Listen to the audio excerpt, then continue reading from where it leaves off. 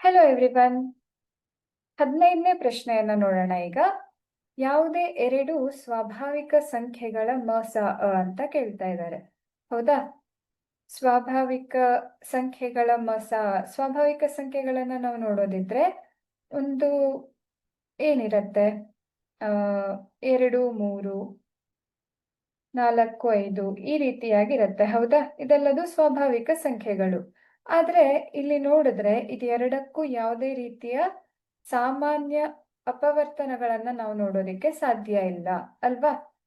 2 1 ಮತ್ತೆ 2 ಮಾತ್ರ ಅಪವರ್ತನಗಳಾಗಿರತ್ತೆ. 3 1 ಮತ್ತೆ 3 ಆಗಿರತ್ತೆ. ಅದೇ ರೀತಿ 4, 5 ತಗೊಂಡ್ರೆ ಇಲ್ಲಿ 4 1 2 ಮತ್ತೆ 4. ಆದ್ರೆ 5 1 ಮತ್ತೆ 5 ಇಷ್ಟು ಮಾತ್ರ ಅಲ್ವಾ? ಹಾಗಾಗಿ ನಮ್ಗೆ ಸಾಮಾನ್ಯ ಅಪವರ್ತನ ಸಿಗೋದು ಯಾವ್ದಾಗಿರತ್ತೆ? 1 ಮಾತ್ರ. ಹಾಗಾಗಿ ಇಲ್ಲಿ ನಮ್ಮ ಸರಿಯಾದ ಆಯ್ಕೆ ಆಪ್ಷನ್ ಬಿ, ಸ್ವಾಭಾವಿಕ ಸಂಖ್ಯೆಗಳ 1 ಆಗಿರತ್ತೆ.